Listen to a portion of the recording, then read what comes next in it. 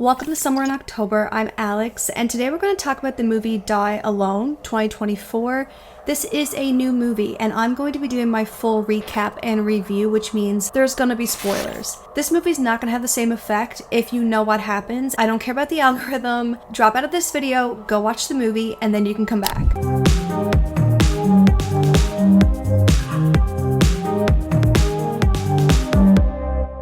So Die Alone is a eco-horror setting, but the story is more personal. We get a lot more of the person-on-person morality conflict as opposed to people against the eco-horror, which we'll get into. So it starts off with a guy named Ethan and his girlfriend Emma, and they get in a car accident. He has a cast. He has no idea where she is. His whole goal in this movie is to find Emma. He's annoying in his pursuit to find her, to be honest, but it's because that's his girl, that's his partner. Where is she? The setting is pretty clear of the eco-horror versus people, and then people versus people when it opens with a shootout. So a woman named May stops these two men and rescues Ethan. First, we're kind of wondering, why is she protecting Ethan? Why is she saving Ethan? The writer-director Lowell Dean was at the festival where I saw this, and he described Ethan as a damsel in distress, which is exactly what the character is. I was really annoyed of things in the first act, but the reason this movie ended up being a 5-star for me is because every little detail that made me annoyed paid off. So Ethan has amnesia. He gets a couple memories here and there, but he also has really bad short-term memory. So often he meets May and then he forgets her, and then he meets May again, and you're kind of going over this cycle. But she takes him in and says, okay, if you can do work, if you can help me, I will feed you, I will clothe you, I will do everything. And there's some weird interactions. I mean, she gets him to dance with him, and you're kind of like, okay, it's a zombie apocalypse. Spoiler alert, that's the eco-horror. If I was lonely, I might want to dance too. So I just kind of brushed that off. Ethan and Emma have this cabin where they were intending on going. He's having these amnesia memories, and I'm trying to wonder if he even knows they're in this apocalypse. It is revealed later that he is. So Emma is a doctor or a nurse, I'm not really sure which one, but that's how we got the cast. So she was able to help him, and they were kind of on the battlegrounds of this sickness. And it's basically like a parasite or a virus that turns you into a zombie, but it has eco elements. So it's really cool, the zombie design. Part of me does wish we got a little bit more of that, but knowing the intention of the movie was not to be that, it was just the setting, you had to pay respect to it. They had this cabin where they were initially trying to go, and they both agreed that if they got separated, they would meet there. May has a homestead, she's very self-sustaining, and Ethan is staying with her, and he's like, okay, I really need to go to this cabin.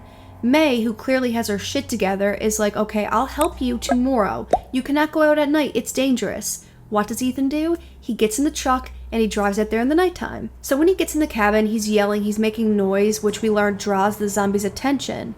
And there's a mother and a son staying there. And he's like, where's Emma? They've never seen Emma, they don't know who Emma is. They're trying to figure out if he's friend, foe, what's going on. And they end up trusting him because they're attacked, and he helps protect them, and they protect him as well. Because as we will see, he needs protection 24/7, which is annoying, but it pays off. And one interesting thing about the eco-zombies, when you shoot them in the head, when you do what you think will get them to die in other zombie movies, it doesn't work in this one.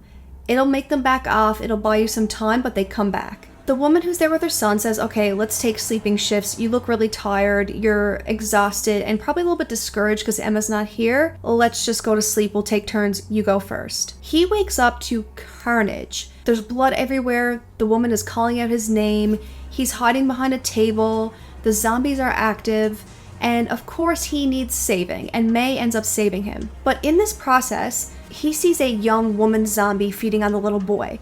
And so May is about to shoot this zombie, and we see this really interesting thing. When the woman turns around, it's like she realizes what she's doing. So although she's a zombie, although she is feeding, she has this moment of clarity of don't kill me, what am I doing, what's happening to me? And then May shoots her. And Ethan is just like, what the hell is going on? And that's when we learn May is like, okay, listen, she'll stay down for a bit, they're gonna come back out, we need to get out of here. There's a birdhouse, so when he opens the birdhouse, he finds a phone that Emma has left him. It's her little secret hiding spot. And there's a video, but the phone is almost dead because it must have been out there for a while. And there's a video of her basically saying, I don't know how much longer I can do this, and she's in front of him asleep. And at this point I'm thinking, she is probably so tired, because they're not just trying to survive in this setting, figure out what to do in this setting, but his amnesia is such a troublesome point. I don't like using the word burden, but in this movie it really is. The truck that he stole, technically, from May is no good, so they have to bike back. They're sharing a bike. It's kind of like a hilarious little thing. There's some comedic quirks in this, which I really enjoy. You want to switch? You're dreaming if you think I'm gonna let you drive. I forgot to mention, but May is played by Carrie-Anne, which is amazing. So they go back. There's a man there, and I'm going to refer to him as a bandit.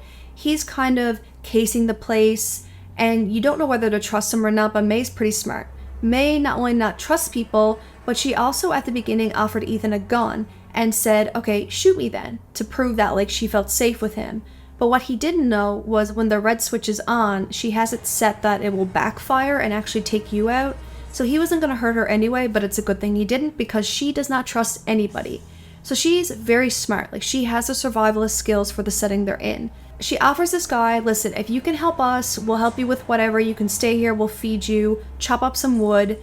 She's trying to be friendly, which I'm a little bit surprised because I'm like, don't start trusting everybody. It's not going to work out for you guys. But she didn't actually trust him. She had poisoned him in his food, which was funny because they made a joke about the drinks earlier about poisoning him, but that's not what she did.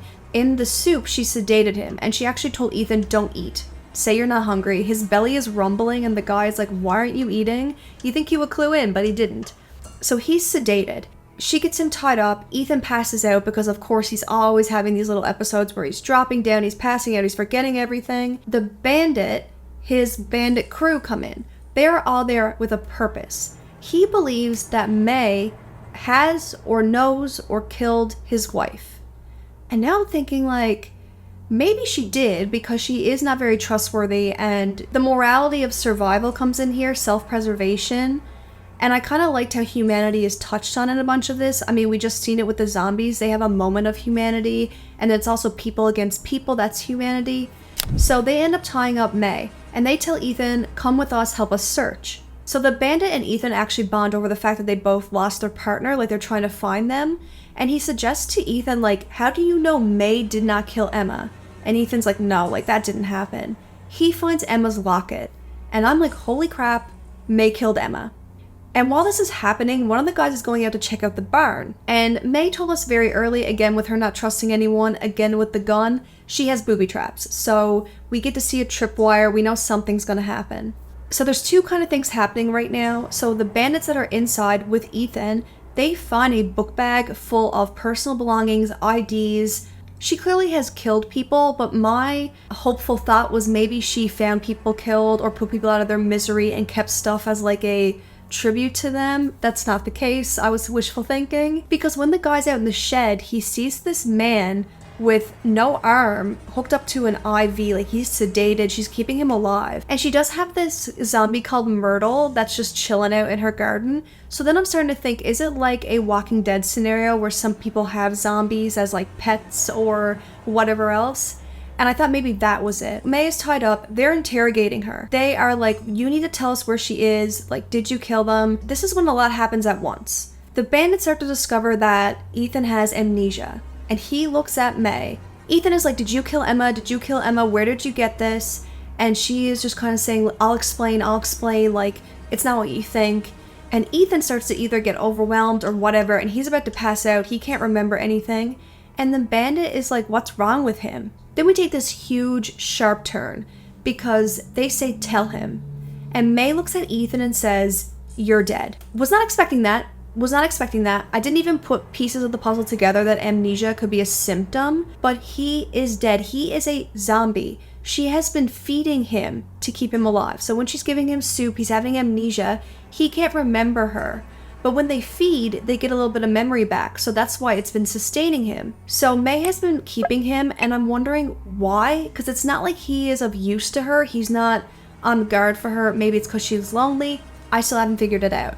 And the bandit is about to shoot May, which is one of the best effects in this movie, because he has one of those guns where it's set to red and it backfires on his hand. It is gruesome, okay? But it's sick, but it's gruesome.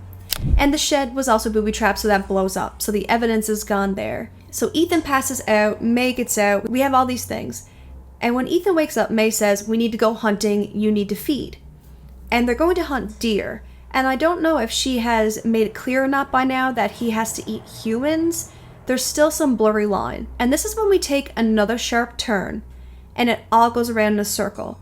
So Ethan's been having some flashbacks. They see them at this gas station, and a zombie attacked them, and they had to kill the zombie, and this is another moment where we see the humanity, but there were still missing pieces to the puzzle. When they're out hunting, Ethan is looking at his cast, and all movie long there's been a red heart around Emma. This time it's green. So he's noticing that she must have been replacing this, or, forging her handwriting, and he wants answers. The answers were not what I was expecting. So they go back in time and they look at what happened in the house. How did May acquire this house? How did their stories converge? So we find out at the gas station is where Ethan died. When they're at the gas station, they were attacked by the older man who was a zombie. He bit Ethan on the arm. So Emma, being a nurse or doctor, was putting the cast on to cover it up, saying that he broke his arm. But actually, she was covering up like a mold spot or a sprout spot. And we see that throughout the movie. The signs of being a zombie are these like eco elements that seep through your skin. So she's been protecting him. And by feeding him is how she keeps him human. So they go to this house, which is the house that May now owns. And May earlier on has said her husband's died.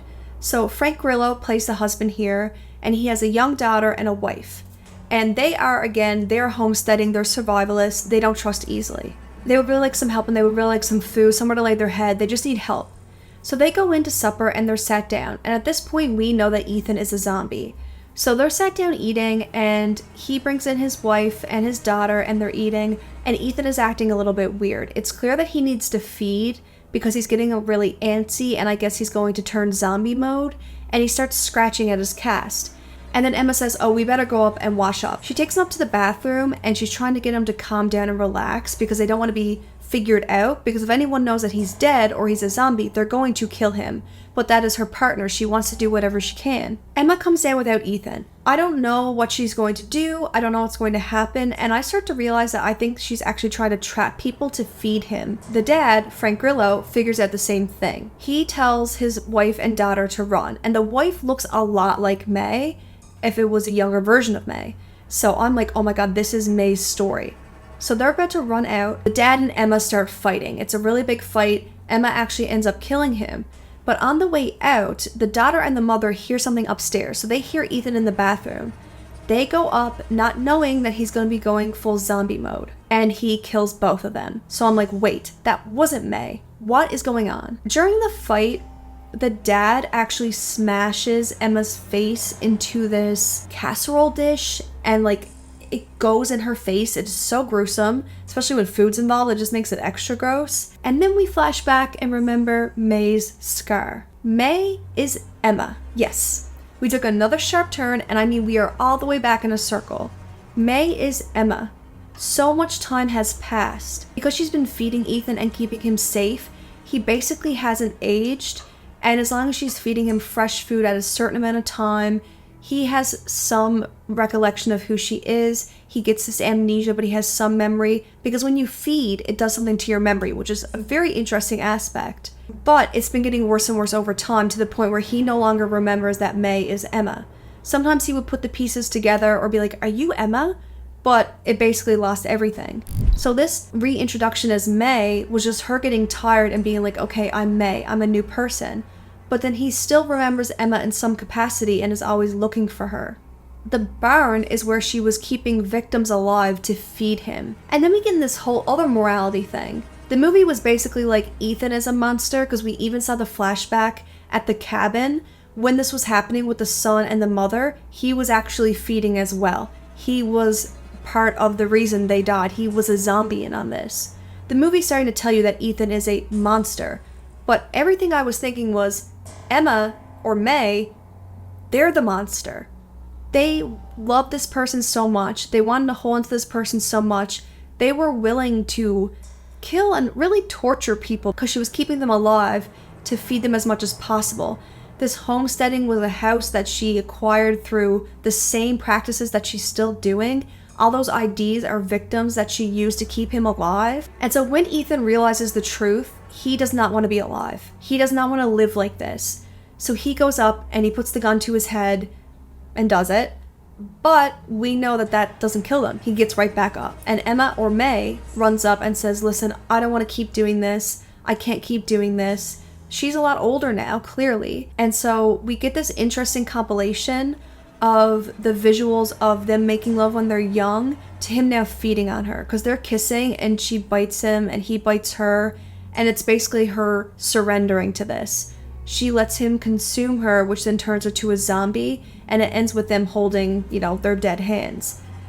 I was blown away. I did not for 1 second think that May was Emma and Emma was May. I was all over the place. I really did like the morality because, yes, Ethan is technically a monster, and so are those zombies, but clearly they don't know what they're doing. They're just sick. And when they get the realization after they feed, they have dread. They have worry. They have guilt. We see that. Emma or May, they are not sick. They are actively trying to keep someone alive by hurting others. And then everybody else trying to survive killing each other. Like, there's just so much that goes into this. But I really, really liked it. And we spoke with the writer-director, and he said how he wanted to be more of a love story, although it was set in eco-horror. So normally my complaint would be I want more of the eco-horror because it was so true. Like the guy that was the tree man, it was so cool. But I loved every second of this. And I liked that in the first act, the amnesia, the random memories, the annoying quest for Emma, May's dancing with him, which was kind of weird, May's weird trust with him, May's scars she would never talk about. All these things that frustrated me, every single detail paid off in the end. Let me know what you think. I really, really liked it.